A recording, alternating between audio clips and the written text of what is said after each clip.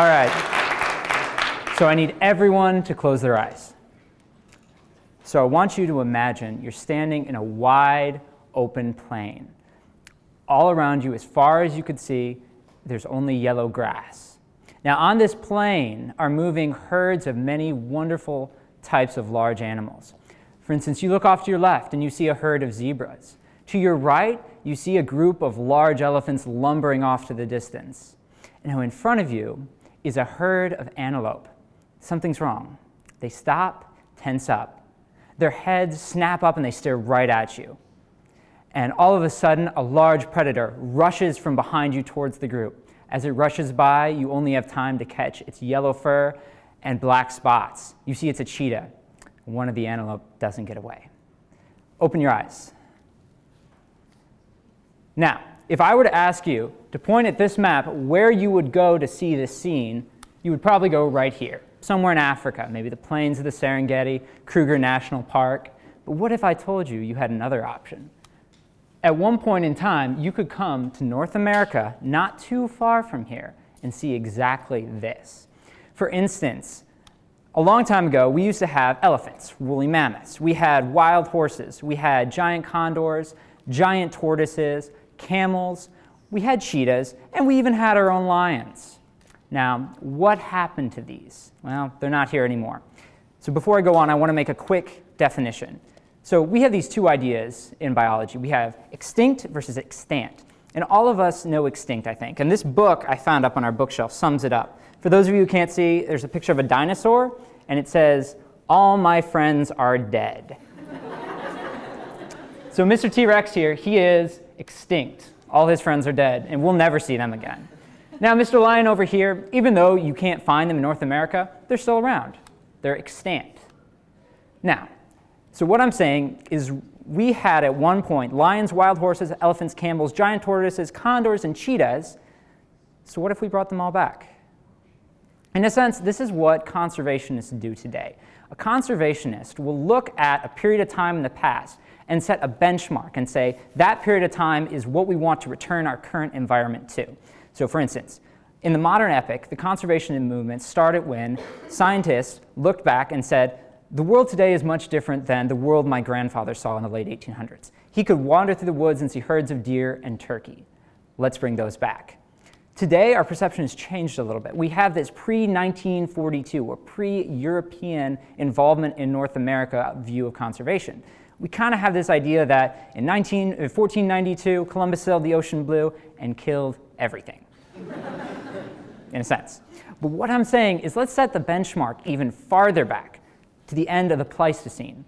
Now, the Pleistocene is a period of time that ended about 10,000 years ago that was characterized by the presence of all the large mammals that I just mentioned.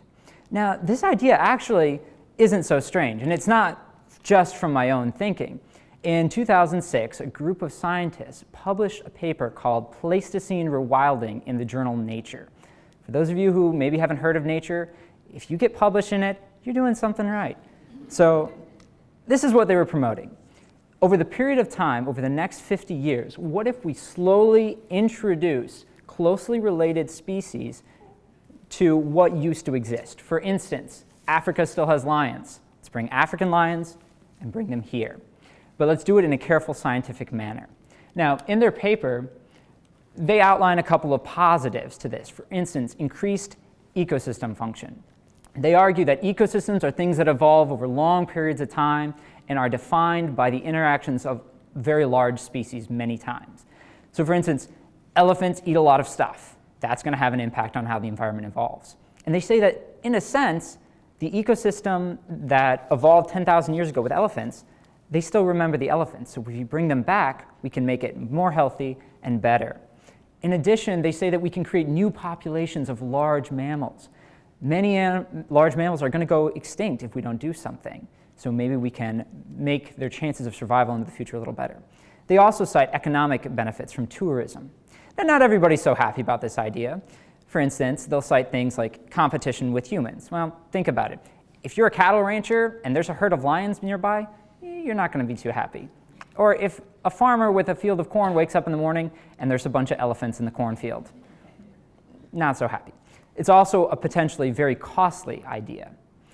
The other thing that they'll mention is, well, maybe, in a sense, the environment has forgotten these large animals, and bringing them back would just cause more harm than good.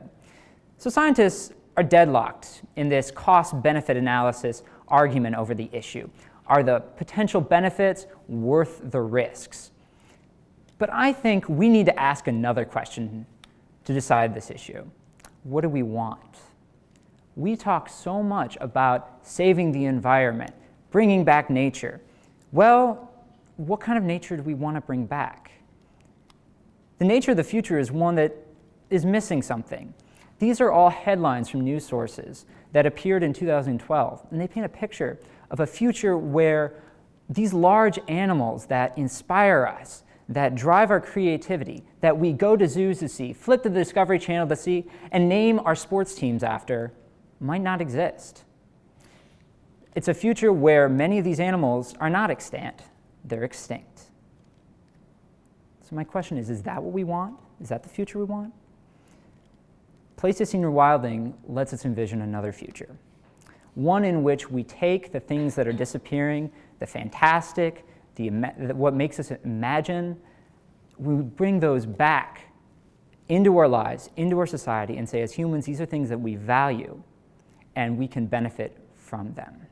Thank you very much.